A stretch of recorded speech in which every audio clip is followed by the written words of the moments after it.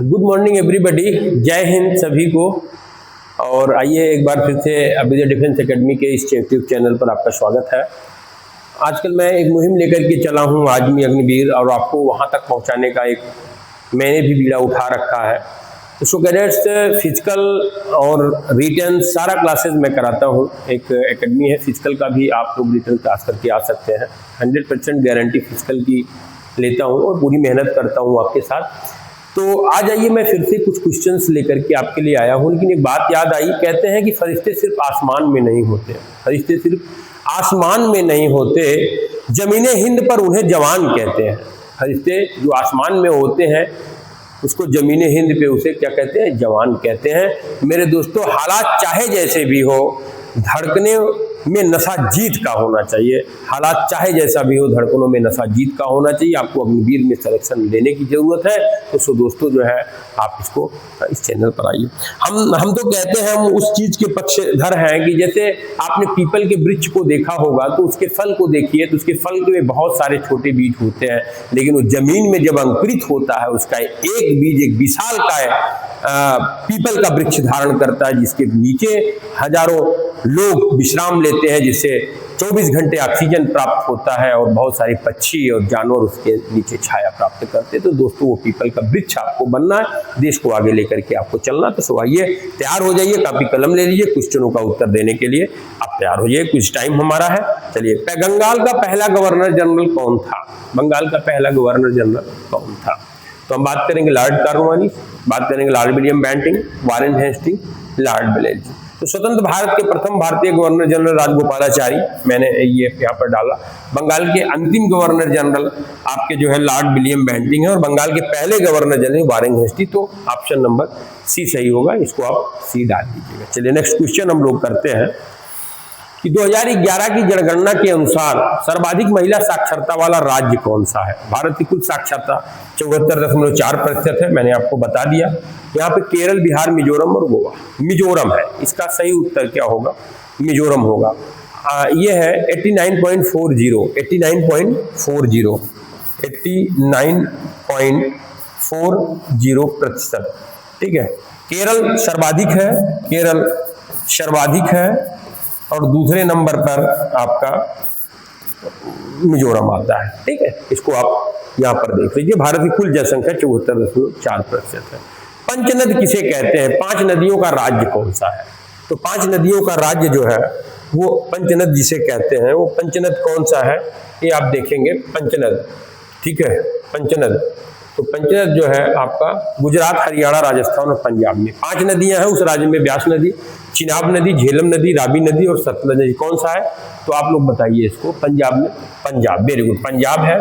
जो भी उत्तर पंजाब का दिए हैं, नाइस उत्तर इन लोगों ने दिया, तो ये आपका पंजाब है। क्या है? पंजाब है। तो यहाँ पर हम लोग बात करेंगे, पंजाब है।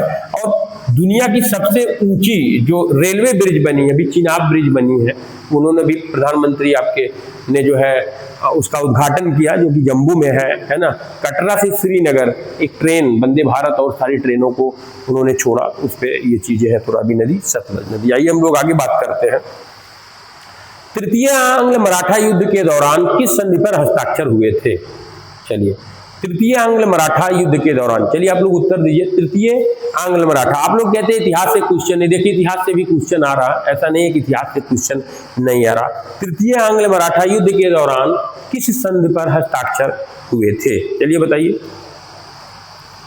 सालाबाई की संधि, मंदसौर की संधि, मंगलौर की संधि या पांडिचेरी की संधि हुई थी? चलिए, बहुत अच्छा उत्तर है इसका, आप लोग दे सकते हैं। मंदसौर की संधि थी। क्या थी? मंदसौर। ऑप्शन नंबर बी सही होगा, ऑप्शन नंबर बी सही होगा। क्या होगा? प्रथम आंग्ल मराठा युद्ध कब हुआ था? 1770। अगर हम बात करें, तृतीय है ना, प्रथम आंग्ल मराठा युद्ध की बात अगर हम करें, प्रथम आंग्ल मराठा युद्ध, आंग्ल मराठा युद्ध की अगर हम बात करें, प्रथम आंग्ल मराठा युद्ध की अगर हम बात करें, तो ये हुआ था 1700, कब हुआ था प्रथम मराठा युद्ध? 1775 से 80, 1775 से 80 तक हुआ था। ठीक है, और हम बात करें कि प्रथम आंग्ल मराठा हो गया, द्वितीय आंग्ल मराठा 1803 से 5, द्वितीय आंग्ल मराठा युद्ध, ठीक है, ये आ गया था द्वितीय आंग्ल मराठा युद्ध। दोस्तों अगर हम बात करें तो ये था आपका 1803 से 5, 1803 से 05 तक था, ठीक है। अब हम तृतीय की बात करें, तृतीय कब हुआ था?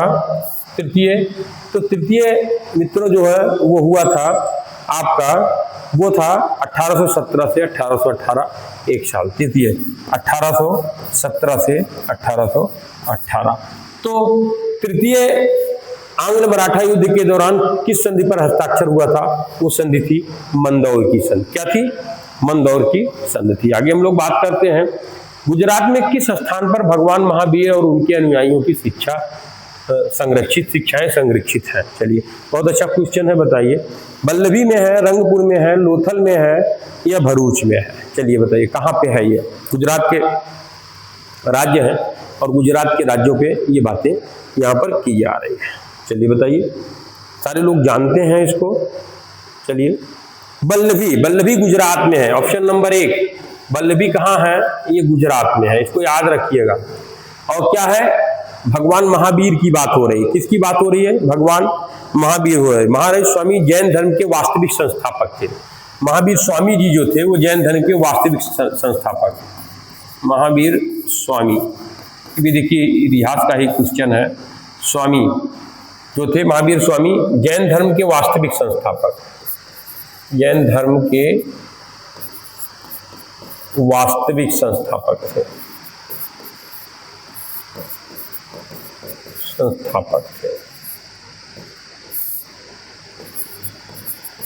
ये ध्यान आपको यहाँ पर देने की जरूरत है, ये ध्यान आपको यहाँ पर देने की जरूरत है। महावीर स्वामी 24वें, महावीर स्वामी जो थे 24वें तीर्थंकर थे। यहाँ और हम बता दे रहे हैं 24वें तीर्थंकर थे, लेकिन इन्होंने फेमस किया। ठीक, क्या किया? इन्होंने फेमस किया। इनका नाम क्या था? वर्धमान था बचपन में। ठीक है, ये आप यहाँ पर ध्यान दीजिएगा। ठीक है, चलिए आगे हम लोग चलते हैं। मई 2025 के अनुसार तेलंगाना के मुख्यमंत्री कौन है? देखिए, एक बात आप देखेंगे कि हर इसमें खूब क्वेश्चंस पूछ रहे हैं, तो मुख्यमंत्री फिर पूछेंगे, मैं बता दे रहा हूं। तो मुख्यमंत्री प्लीज, क्योंकि करंट अफेयर्स, आप एक अग्निवीर बन रहे हो, आप जागरूकता का एग्जाम दे रहे हो, तो करंट अफेयर्स बहुत आएंगे, ये ध्यान दीजिएगा। तो 25 मैंने 88 मेरे यूट्यूब चैनल पे आप देखेंगे, मैंने सारे मुख्यमंत्रियों को बड़े अच्छे से पढ़ा दिया। एक बार पढ़ लीजिए, उसको याद कर लीजिए। रेवंत रेड्डी, भजन लाल शर्मा, BL वर्मा या मोहन यादव? चलिए बताइए, खटाखट हम इसको आपका इंतजार कर रहे हैं। ठीक है, कौन है वर्तमान मुख्यमंत्री, कौन है? चलिए, तेलंगाना, चलिए बताइए। रेवंत रेड्डी जी है। कौन है? रेवंत रेड्डी, रेवंत रेड्डी है। भजन लाल शर्मा कहाँ के हैं? ये राजस्थान के हैं। मोहन यादव ये MP के हैं। कहाँ के हैं? MP के हैं। तो थोड़ा सा इसको आप लोग प्लीज देख लीजिएगा। ठीक है, आप रेवंत रेड्डी पार्टी, तो कौन सी सरकार है यहाँ पर? कांग्रेस है, कांग्रेस। तेलंगाना में कौन सी सरकार है? ये कांग्रेस की सरकार है, कांग्रेस की सरकार है। चलिए आगे हम लोग बढ़ते हैं। हार्दिक पांड्या 2024 में IPL किस टीम के साथ खेले? चलिए ये देखिए, ध्यान दीजिए, 2024 में किस टीम के साथ इन्होंने खेला था? हार्दिक पांड्या। हार्दिक पांड्या कौन है? एक क्रिकेटर है, आप लोग सारे लोग जानते हैं। तो किसके साथ खेले? सारे लोग बता लोगे, क्योंकि हमें देखता हूँ इन क्रिकेट में इंटरेस्ट आप लोगों को बहुत ज्यादा रहता है, तो क्रिकेट में इंटरेस्ट है इसलिए पूछ रहा हूं। चलिए हार्दिक पांड्या की बात करिए।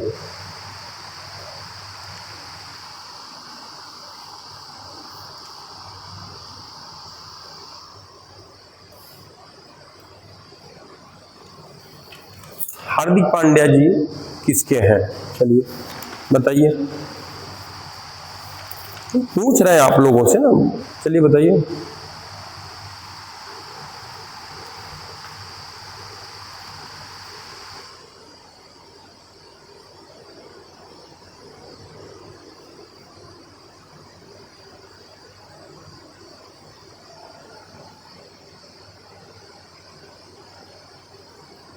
किन के थे?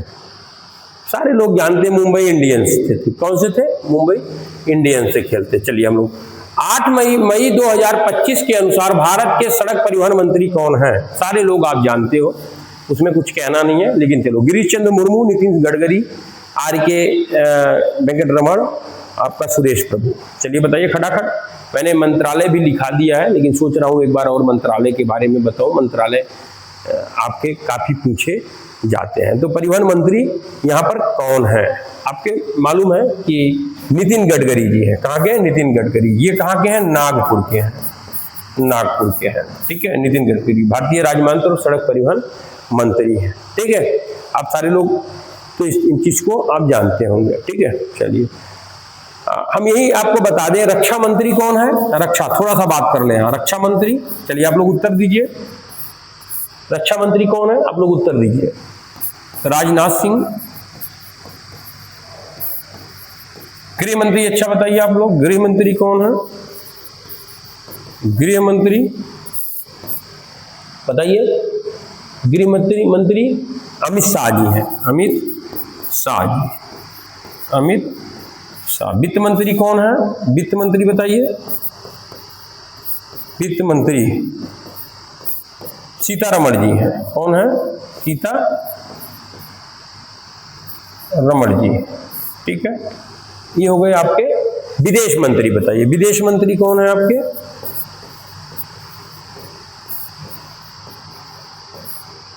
विदेश मंत्री बहुत इंपॉर्टेंट मंत्रालय है बाबू, विदेश मंत्री जयशंकर जी है। कौन है?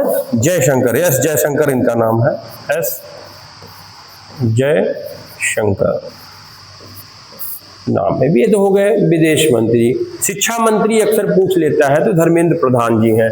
शिक्षा मंत्री भी आप देख लीजिएगा, नहीं तो शिक्षा मंत्री धर्मेंद्र प्रधान। हालांकि मैंने इसको पढ़ा दिया है, लेकिन फिर भी आप लोग कहेंगे तो हम पढ़ाने के लिए तैयार हैं। आप लोग कमेंट्स में बताइएगा कि एक बार मंत्रालय पढ़ा दिया जाए तो मैं पढ़ा दूंगा, कोई दिक्कत नहीं। चलिए, भारतीय संविधान की प्रारूप समिति के अध्यक्ष कौन थे? इसको सारे लोग जानते हैं, इसमें टाइम बर्बाद ना कीजिए, सटीक उत्तर बताइए, हम लोग आगे बढ़ जाते हैं। कौन थे? पंडित जवाहरलाल नेहरू ये प्रथम प्रधानमंत्री थे। प्रथम प्रधानमंत्री,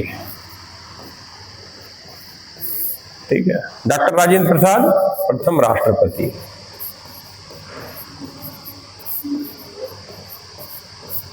doctor Bhimrao Ambedkar, very good, यही थे, आंसर नंबर सही है। और प्रथम कानून मंत्री भी थे, प्रथम कानून मंत्री भी थे, इसको ध्यान ले लिए। सरदार वल्लभ भाई पटेल, सरदार वल्लभ भाई पटेल प्रथम गृह मंत्री थे, गृह मंत्री थे, समझिए उप मुख्यमंत्री भी थे सर ये। ठीक है, बहुत ही अच्छा इनका होता। तो ये आपका क्वेश्चन है। चलिए आगे हम लोग बढ़ते हैं। लोहड़ी त्योहार किस राज्य से संबंधित है? सारे लोग इसको जानते हैं, समय न गंवाइए, तुरंत उत्तर दीजिए। देखते हैं किसका उत्तर है। वेरी गुड, बहुत अच्छा। प्रिया यहाँ बता रही है कि पंजाब। लोहड़ी कहाँ मनाया जाता है? वो जो है पंजाब में मनाया जाता है। कहाँ मनाया जाता है? लोहड़ी पंजाब में मनाया जाता है। ठीक है, लोहड़ी पंजाब है। चलिए,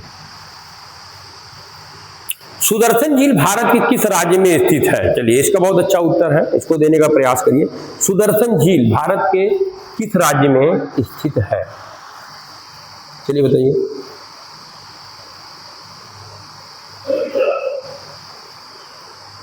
मध्य प्रदेश, गुजरात, उत्तर प्रदेश या पंजाब? सुदर्शन झील, वेरी गुड। चलिए उत्तर बताइए, हम बताएं। कौन बता रहा? बी, ए, गुजरात में। कहाँ पे है? गुजरात में सुदर्शन झील है। आइए हम लोग अगला क्वेश्चन देखते हैं। लखपति दीदी योजना का उद्देश्य क्या है?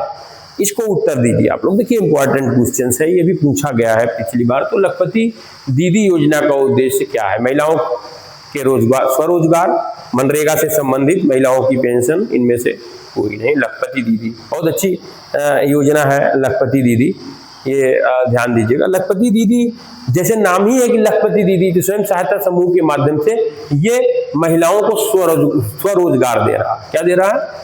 मनरेगा आप जान ही रहे हैं, मनरेगा रोजगार गारंटी योजना है, जो जॉब कार्ड के माध्यम से लोगों को गांव में दिया जाता है, तो मनरेगा। महिलाओं को पेंशन अलग जो है वहां पे ये स्कीम है, महिलाओं को पेंशन, वुमेन्स या वृद्धा पेंशन, महिला वृद्धा पेंशन वगैरह। ठीक है, अगला है, भारत की वर्तमान वित्त मंत्री कौन है? देखिए अभी क्वेश्चन आया था, मैंने बताया था कि वर्तमान वित्त मंत्री, मैंने लिखा दिया था वहां पर, तो देखिए क्वेश्चंस भी पूछा गया, तो मंत्रालय से क्वेश्चंस पूछे जा रहे हैं। तो मेरे बच्चों, आप लोग मंत्रालय एक बार पढ़िएगा, आपको कमेंट्स दीजिए कि हाँ मंत्रालय पढ़ाना है तो मैं आपको पढ़ा दूंगा। तो वित्त मंत्रालय आप सारे लोग जानते हो कि राजनाथ सिंह ये क्या है, अभी मैं आपको बताता चल रहा हूँ, रक्षा मंत्री हैं। अभी आपने देखा होगा कि जब युद्ध चल रहा था तो बहुत तेजी से थे। अमित शाह गृह मंत्री हैं, आपके गृह मंत्री हैं। चलिए, निर्मला सीतारमण हो गई, आर के पनगोन चेट्टी ये आपके वित्त मंत्री हैं। वित्त मंत्री निर्मला सीतारमण जी है, महिला है निर्मला सीतारमण जी, क्या है आपकी वित्त मंत्री है। ठीक है, आगे हम आपको बताते रहेंगे कि क्या कैसे है, लेकिन आप लोग भी जो है इस चीज को अच्छी तरीके से, और लगातार निर्मला सीतारमण जी दूसरी बार वित्त मंत्री है, लगातार दूसरी बार है। ठीक है, ये आप जान लीजिए कि जब आदमी काम अच्छा करता है, अच्छा वो कर देता है, जैसे नितिन गडकरी जी वो भी दूसरी बार है, आपके सीतारमण जी भी दूसरी बार है, तो यहाँ पर आपको ध्यान देने की जरूरत है। चलिए, 8वां G20 शिखर सम्मेलन 2023 का आयोजन किस देश में हुआ था? चलिए, भारत, फ्रांस, चीन और ब्राजील। भारत, फ्रांस, चीन और ब्राजील। चलिए बताइए कौन से, कहां पर हुआ था? आप लोग बताइए, कड़ाक से आगे बढ़ते हैं। ए, बी, सी अथवा डी, ए, बी, सी अथवा डी। चलिए, फ्रांस, चीन, ब्राजील, वेरी गुड। चलिए, बहुत अच्छा, ये फिर नहीं हुआ था, इसमें नहीं हुआ था, इसमें नहीं हुआ था, A option is the right answer. ठीक है, भारत में हुआ था। क्या हुआ था? भारत में हुआ था। इसको ध्यान, इसकी स्थापना 1999 बर्लिन में हुई थी। स्थापना कब हुई थी ये जान लीजिए, स्थापना 1999 में बर्लिन में हुई थी। कहां पे हुई थी? बर्लिन में हुई थी,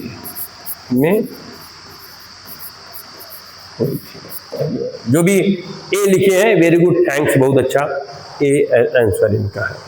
चलिए, अर्जुन पुरस्कार किस क्षेत्र से संबंधित है? कला, सिनेमा, खेल और वीरता। सारे लोग आप जानते हैं अर्जुन पुरस्कार, हम इसको बता चुके हैं, बार बार रिपीट क्वेश्चन भी कर रहा है, तो इसको बता दीजिए क्या है? खेल से संबंधित है। अर्जुन पुरस्कार किससे संबंधित है? खेल से संबंधित। राशि कितनी पाई जाती है? 15 लाख रुपए इसमें दिया जाता है। कितना दिया जाता है? 15 लाख रुपए उस खिलाड़ी को क्या किया जाता है? दिया जाता है। अर्जुन पुरस्कार विजेता प्रथम सलीम दुर्रानी थे। प्रथम अर्जुन पुरस्कार विजेता सलीम दुर्रानी थे। सलीम दुर्रानी, सलीम दुर्रानी थे। अर्जुन पुरस्कार 2025 में 32 खिलाड़ियों को दिया गया। थोड़ा सा एक बार इस पे देख लीजिएगा, मैंने बता रखा किस पे दिया गया। 2025 में 32 खिलाड़ियों को दिया गया, खिलाड़ियों को दिया गया है। थोड़ा सा मोटा मोटी एक बार इसको देख लीजिएगा तो आपको कंठस्थ हो जाएगा। तो वेरी गुड, बहुत सारे लोग देखिए खेल से अर्जुन पुरस्कार लगाए, बहुत अच्छा ऑप्शन है। ठीक है, चलिए नेक्स्ट। अम्ल व क्षार से नहीं बनता है लवण, जल, ऊष्मा, हीलियम। चलिए बताइए, बहुत अच्छा क्वेश्चन है, विज्ञान का क्वेश्चन है, बहुत ही अच्छे उत्तर आप लोग यहाँ पर देंगे। अम्ल क्या है? लवण, जल। अम्ल क्षार से लवण, जल, ऊष्मा, हीलियम। चलिए बताइए क्या होगा? ऑप्शन डी, हीलियम होगा। क्या होगा? हीलियम। वेरी गुड, बहुत सारे लोग अच्छा उत्तर दे रहे हैं, सही बता रहे हैं आप सारे लोग, थैंक्स आपको, आप धन्यवाद के पात्र हैं। नेक्स्ट, चलिए आगे हम लोग बढ़ते हैं अगले क्वेश्चन में। पौधों में CO2 गैस कौन सा भाग लेता है? जड़ लेता है, तना लेता है, पत्ती लेता है, पुष्प लेता है? CO2 कौन सा लेता है? चलिए बताइए। जड़, तना। बहुत ही आसान इसका आंसर है, तो आप इसका उत्तर दीजिए निश्चित रूप से। जमीन कहते हैं ना कि गिरो, लेकिन इतना मत गिरो कि आप बेकार हो जाओ। गिरो, संभलने का प्रयास करो। ठोकरें एक आध बार आदमी लाइफ में खाता, उसके बाद सही हो जाता। तो ये उत्तर दीजिए, पौधों में CO2 गैस कौन सा भाग लेता है? जड़, तना, पत्ती कौन सा लेता है? पत्ती लेता है। वेरी गुड, बहुत सही लोग। पत्ती क्या लेता है? लीव, पत्ती, ठीक है, पत्ती ग्रहण करता है और छोड़ता भी है, ठीक। जड़ क्या करता है? ये जड़ जल लेता है। क्या लेता है? जमीन से जड़ लेता है, ठीक है। तने के माध्यम से ये क्या होता है? पत्तियों तक पहुंचा देता है, जहां वाष्पोत्सर्जन,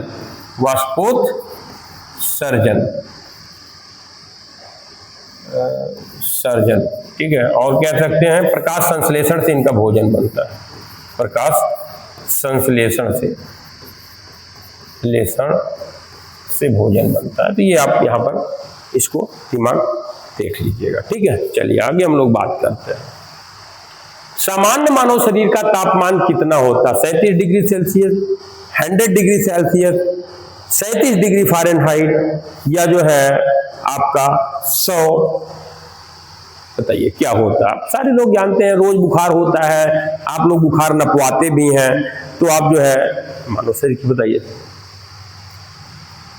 फ़ारेनहाइट तो 37 डिग्री फ़ारेनहाइट नहीं होता, फ़ारेनहाइट 37 डिग्री नहीं होता, इसको ध्यान दीजिए। फ़ारेनहाइट 98.4 होता है, 98.4। हम लोग फिलहाल इसी को नापते हैं, फ़ारेनहाइट, ठीक है। फ़ारेनहाइट की बात करें, फ़ारेनहाइट तो 90.8.4 कहते हैं ना, 98.4 कि 99 डिग्री, 100 डिग्री बुखार है। डिग्री बुखार में नापते तो फ़ारेनहाइट में नापते। हम जब भी जाते हैं डॉक्टर के पास, बुखार हम लोगों को होता है तो हम लोग फ़ारेनहाइट में ज्यादा। लेकिन अगर हम डिग्री सेल्सियस की बात करें तो 37 डिग्री सेल्सियस। आपको ये भी मैं बताऊं, ये जो शरीर का तापमान है, अगर हम डिग्री में मापेंगे तो 12 से तो 35 डिग्री सेल्सियस से, 35 डिग्री सेल्सियस से हम 45 डिग्री तक नाप सकते हैं, 45 डिग्री सेंटीग्रेड तक नाप सकते हैं। और फ़ारेनहाइट की अगर हम बात करें तो फ़ारेनहाइट में हम 97 से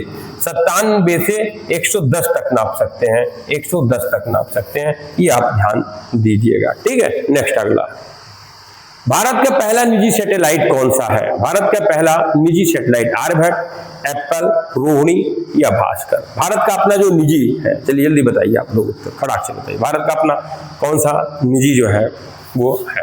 चलिए नाम से समझ लिए। एप्पल, अरे एप्पल फोन नहीं भाई, रोहिणी, भास्कर नहीं, आर्यभट्ट। वेरी गुड, जितने लोगों ने ए लिखा है वो बहुत सही है, आर्यभट्ट है। भारत का पहला क्या है? निजी सैटेलाइट आर्यभट्ट है। निजी सैटेलाइट कौन सा है? भारत का प्रथम कृत्रिम उपग्रह प्रक्षेपित 19 अप्रैल 1975 किया गया था। प्रक्षेपित जो किया था 1975 में किया गया था, 75 में किया गया था। एक कृत्रिम उपग्रह है, क्या है? आर्यभट्ट कृत्रिम उपग्रह है, कृत्रिम उपग्रह है। इसको आप लोगों को यहाँ पर ध्यान देने की जरूरत है। किस चीज की ध्यान देने की जरूरत है? ध्यान यहाँ पर देने की जरूरत है। चलिए हम लोग बात करेंगे किसके लिए उपयोग किया जाता है? दूर संचार वगैरह के लिए उपयोग किया जाता है, दूर संचार के लिए उपयोग किया जाता है। चलिए ठीक है, आर्यभट्ट। आगे बढ़ते हैं, अगला क्वेश्चन, 20वां क्वेश्चन, विद्युत घंटी किस प्रभाव पर कार्य करती है? चलिए बताइए, बहुत ही अच्छा क्वेश्चन है। विद्युत घंटी किस उस पे कार्य करती है? तापीय प्रभाव, चुंबकीय प्रभाव, रासायनिक प्रभाव, उपयुक्त सभी में से? चलिए बताइए, तापीय प्रभाव, चुंबकीय प्रभाव, रासायनिक प्रभाव, उपयुक्त सभी। चलिए कौन दे रहा उत्तर? चलिए ए, डी, चलिए डी बताइए। विद्युत घंटी की बात कर रहा हूं। विद्युत घंटी सबसे अधिक कम तापमान भी देता है, ताप देता है, तो विद्युत घंटी किस पे काम करता है? चलिए बताइए, बहुत ही अच्छा क्वेश्चन ये है। चुंबकीय प्रभाव, वेरी गुड, चुंबकीय प्रभाव पर काम करता है। किस पे काम करता है? चुंबकीय प्रभाव पर काम करता है। ट्रांसफर, डायनमो करता है। तृतीय उसमें ऊर्जा, बल्ब, ट्यूबलाइट का बात करती है, ठीक है, विद्युत सेल की बात होती है। तो चलिए बहुत अच्छा है, हम बात करते हैं आगे। 24 डॉक्टर दांतों के इलाज के लिए किस दर्पण का प्रयोग करता है? Very good. कई बार क्वेश्चन आता है कि हम गाड़ी चलाते समय शीशे कौन से दर्पण का प्रयोग करते हैं, चेहरा देखने के लिए किस दर्पण का प्रयोग करते हैं?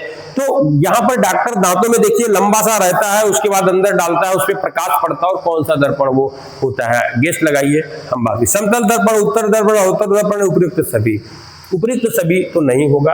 अब 3 दर्पणों में से कौन सा है ये आप ध्यान दीजिए। चलिए कौन सा दर्पण है? अवतल दर्पण। देखिए दांत का डॉक्टर और ईएनटी, ईयर नोज और टॉन्सिल, ईयर नोज टॉन्सिल, तो कह सकते हैं आंख कान गला, आंख कान गला। इसको भी देखने के लिए डॉक्टर इसी लेंस का प्रयोग करता है। किस लेंस का प्रयोग करता है? इसी लेंस का प्रयोग करता है। ठीक है, ये ध्यान दीजिएगा। और ये हेडलाइट व सर्च लाइट में टॉर्च, निप्पो, सोलर कुकर, हजामत नाव का शीशा वगैरह सब इसमें रहता है। चलिए हम लोग बात करेंगे। क्षार स्वाद में होते हैं, कौन सा? खट्टा होता है, कड़वा होता है, नमकीन होता है, मीठा होता है। क्षार स्वाद में कैसे होते हैं बताइए? क्षार का स्वाद कह सकते हो कैसा होता है? क्षार का स्वाद खट्टा, खट्टा अम्ल होता है, खट्टा अम्ल होता है। ठीक है, नमकीन लवण होता है, मीठा ग्लूकोज होता है। ठीक है, तो आपका कह सकते हो कड़वा, क्या होगा? कड़वा। तो कड़वा क्षार क्या होता है? कड़वा होता है। ठीक है, तो सो दोस्तों आपका हमारा जो 22 नंबर का आंसर है वो आंसर बी उसका होगा। क्या होगा? बी होगा, कड़वा। चलिए, 7 रंग की घूमती हुई वस्तु कैसी दिखेगी? 7 रंगों की घूमती, अगर वो वस्तु घूम रही है तो कैसी दिखेगी? यानी 7 रंग हो और वस्तु ऐसे घूम रही हो तो कैसी दिखेगी? ये आप लोग बता दीजिए। 7 रंगों की घूमती हुई वस्तु कैसे दिखती है? चलिए बता दीजिए। बहुत खटाक से इसका उत्तर, बहुत ज्यादा उसमें कोई केमिस्ट्री नहीं है। सफेद दिखेगी यार, जब वो घूमेगी क्या दिखेगी? सफेद दिखेगी, सतरंगी नहीं, श्वेत दिखेगी, जिसको सफेद भी कहते हैं, सफेद दिखेगी। ठीक है, पीली लौल ये सब नहीं दिखेगी, ये सब नहीं दिखेगी, शतरंगी नहीं दिखेगी, वरन सफेद दिखेगी। ये आपका आंसर होगा। नेक्स्ट क्वेश्चन है, 24वां क्वेश्चन है कि निम्न में से कौन सा भौतिक परिवर्तन है? चलिए बताइए, निम्न में से कौन सा भौतिक परिवर्तन है? अंगूर का किण्वन, फल का पकना, कागज का जलना, क्रिस्टलीकरण। चलिए बताइए, कौन बताएगा? अंगूर का किण्वन, फल का पकना, कागज का जलना और क्रिस्टलीकरण। चलिए बता दीजिए क्या है? 7 रंगों में घूमती, ठीक है, भौतिक परिवर्तन है। क्रिस्टलीकरण क्या है? वेरी गुड, क्रिस्टलीकरण है। क्या है? क्रिस्टलीकरण है। इसको ध्यान दीजिए। पदार्थ भौतिक गुणों में परिवर्तन रासायनिक अभिक्रिया में नहीं होता, नया पदार्थ नहीं बनता है और सबसे कम ऊर्जा होती है लाल में। तो यहाँ पर आएगा सही आंसर आपका क्या है? क्रिस्टलीकरण। ठीक है, चलिए आगे लोग हम बात करते हैं। निर्वात में प्रकाश की चाल होती है। निर्वात जब होती है तो प्रकाश की चाल क्या? 3 × 10 मीटर प्रति सेकेंड, या 2 × 10 स्क्वायर 8 मीटर प्रति सेकेंड, 6 × 10 8 मीटर प्रति सेकेंड और 8 × 10 घाते 8 मीटर प्रति सेकेंड। चलिए इसको बता दीजिए, फिर आगे हम लोग बढ़ते। सही उत्तर क्या है? चलिए उत्तर बताइए, कौन बता रहा? वेरी गुड, बहुत अच्छा, नाइस, बहुत अच्छा। चलिए 3 × 10 के घात 8 मीटर प्रति सेकेंड, 3 × 10 के घात 8 मीटर प्रति सेकेंड होगा। 3 × 8 निर्वात होता है, 3 × 10 घाते 8 मीटर होगा। ठीक है, चलिए आगे बढ़ते हैं। क्वेश्चन नंबर 26, निम्न में से कौन सा द्रव, ठीक है, ये कौन सा द्रव फ्यूल्ड है? काष्ठ, हवा, पानी, पत्थर।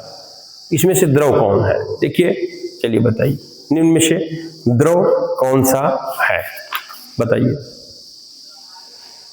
काष्ठ ये तो लकड़ी है, लकड़ी है।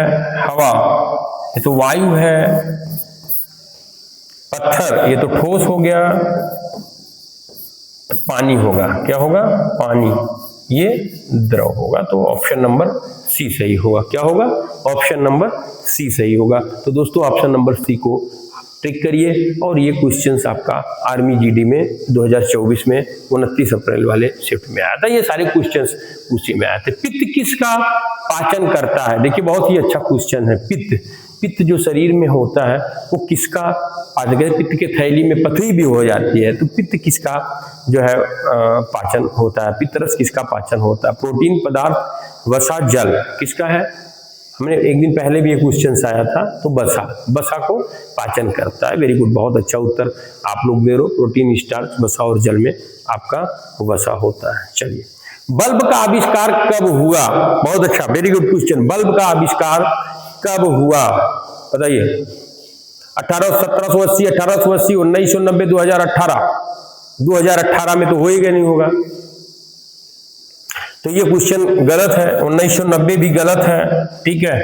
अब आप जान लीजिए 1780 बहुत पहले नहीं हुआ, 1880 हुआ, ठीक है। तो 1880 बल्ब का आविष्कार कब हुआ था? 1880 में हुआ था, ठीक है, ध्यान दीजिए। रेडियो का आविष्कार यही मैं लिख देता हूं, ये तो बल्ब का हो गया, बल्ब। चलिए हम लोग बात करेंगे रेडियो का आविष्कार कब हुआ? रेडियो का आविष्कार, तो रेडियो का आविष्कार में आप लोग लिख लीजिए, रेडियो का आविष्कार हुआ है 1895 में, 1895 में हुआ था, ठीक है। रेडियो का आविष्कार कब हुआ था? 1895 में हुआ था, ठीक है। हम बात करेंगे पेंडुलम घड़ी या पोर्टेबल सीमेंट की बात, तो बैरोमीटर की 1643, बैरोमीटर 1648। चलिए ये क्वेश्चन है, आगे हम लोग बढ़ते हैं। 29 A+B किस प्रकार की अपक्रिया है? संयोजन, वियोजन, विस्थापन या द्विविस्थापन? चलिए इसका उत्तर आप लोग देंगे, वियोजन अपक्रिया कौन सा है? चलिए A+B, विस्थापन, द्विविस्थापन, चलिए बताइए क्या होगा? वियोजन अपक्रिया क्या है? वेरी गुड, वियोजन अपक्रिया है, वियोजन अपक्रिया है, वियोजन अपक्रिया AB, A+B, AB, A+B, AB, A+B, ठीक है। संयोजन अपक्रिया A+B, संयोजन अपक्रिया, संयोजन होगा A+B, AB, ये संयोजन हो गया। वियोजन अपक्रिया ये हो गया, ठीक है। ये आपको ध्यान यहां पर देना। विस्थापन अपक्रिया, विस्थापन AB, देखिए विस्थापन क्या होगा? AB + C, तो AB + C, AC + B, विस्थापन अपक्रिया यहां पर हो गया। द्विविस्थापन अपक्रिया AB + CD,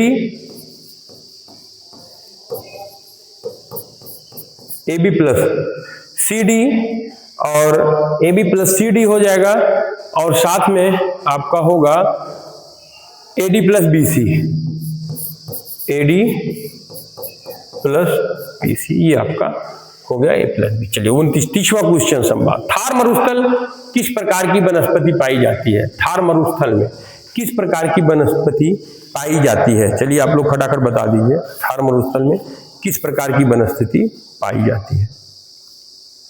ठीक है, थार मरुस्थल में किस प्रकार की वनस्पति पाई जाती है? चलिए बता दीजिए। Hydrophyta, xerophytes, mesophytes, thallophytes. चलिए, अरे भाई xerophytes, option number B, option number B, very good, बहुत अच्छा, ऑप्शन नंबर बी होगा, ठीक है। क्या होगा? ऑप्शन नंबर बी होगा। 31वां है, डूरंड कप संबंध किस खेल से है? डूरंड कप का संबंध किस खेल से है? चलिए उत्तर दीजिए आप लोग, डूरंड कप का संबंध किस खेल से है? तो डूरंड कप किस खेल से है, इसको आप तुरंत उत्तर दीजिए। चलिए,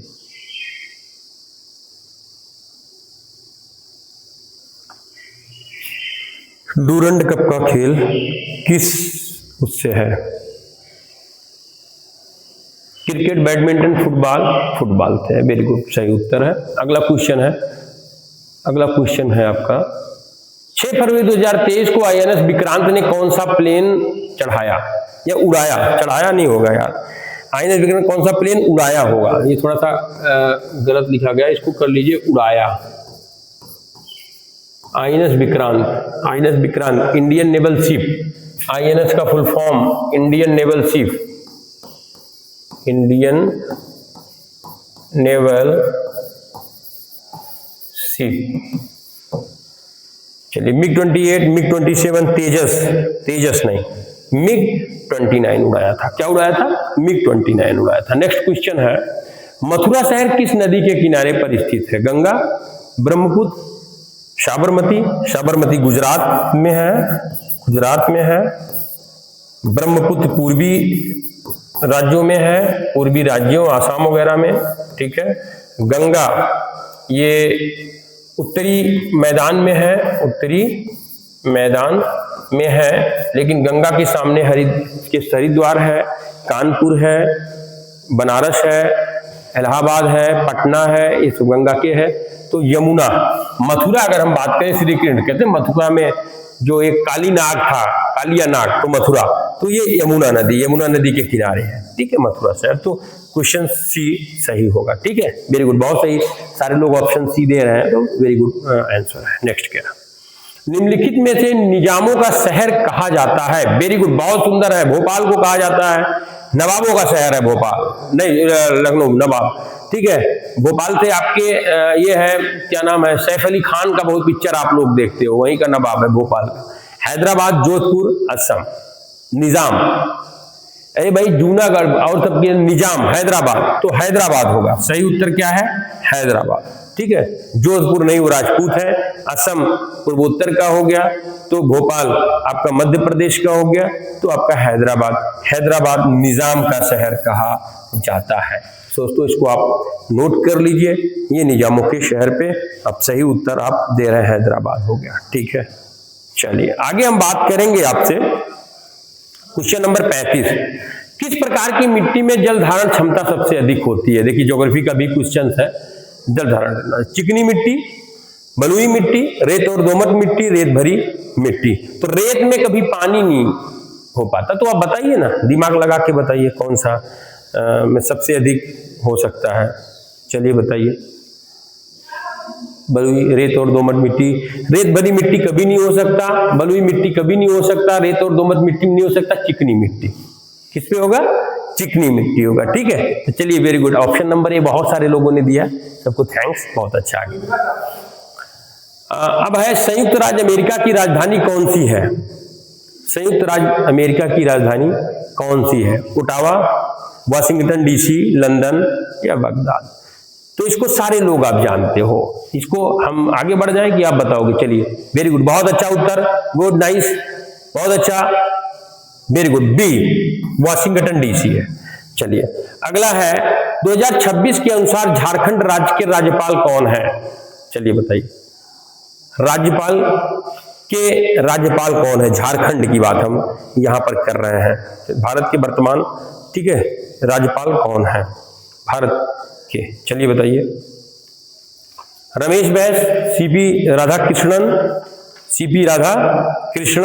चलिए बताइए, Hemant Soren, Santosh Gangwar, very good, D ऑफ, संतोष गंगवार जी जो है झारखंड के राज्यपाल हैं, ठीक है, गवर्नर जिनको बोलते हैं। चलिए, विश्व की सबसे छोटी नदी कौन सी है? सब लोग जानते हो लेकिन बता नहीं पाओगे, विश्व की सबसे छोटी नदी कौन सी है? विश्व की सबसे छोटी नदी कौन सी है? चलिए बताइए, रो नदी, पो नदी, मोगांग नदी, मिसिसिपी नदी? चलिए बताइए, A B C D, A, good, रो नदी है। कौन सी नदी है?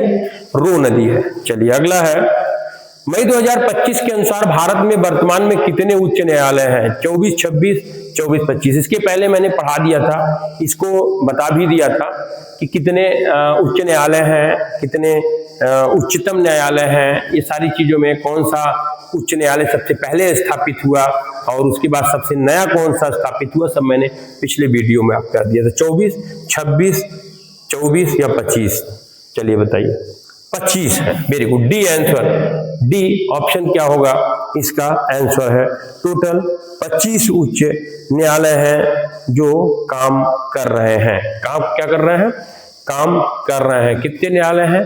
25 न्यायालय है। ठीक है, चलिए जिनमें है तो सबसे पहला अगर हम उच्च न्यायालय की बात करें स्थापित हुआ था, कौन सा हुआ था? तो एक साथ कोलकाता, मद्रास और मुंबई। कोलकाता, मद्रास और मुंबई में हुआ था। कोलकाता, मद्रास, मुंबई। ठीक है, चलिए आगे। यांगयाप दर्रा कहाँ स्थित है? सारे लोग जानते हो यांगयाप दर्रा। मैं दर्रों के बारे में, यांगयाप दर्रा कहाँ पर स्थित है बताइए? असम, मिजोरम, अरुणाचल प्रदेश, गुजरात। बताइए कहां पर स्थित है? सी, वेरी गुड, सी। हाँ, वेरी गुड। आप अरुणाचल प्रदेश, अरुणाचल प्रदेश में यांगयाप दर्रा स्थित है। यांगयाप दर्रा स्थित है।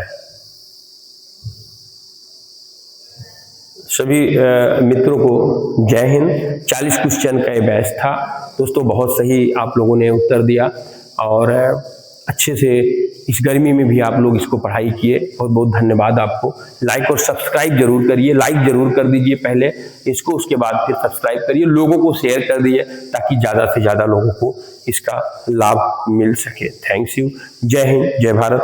कल फिर इसी समय आपसे मुलाकात होगी। जय हिंद।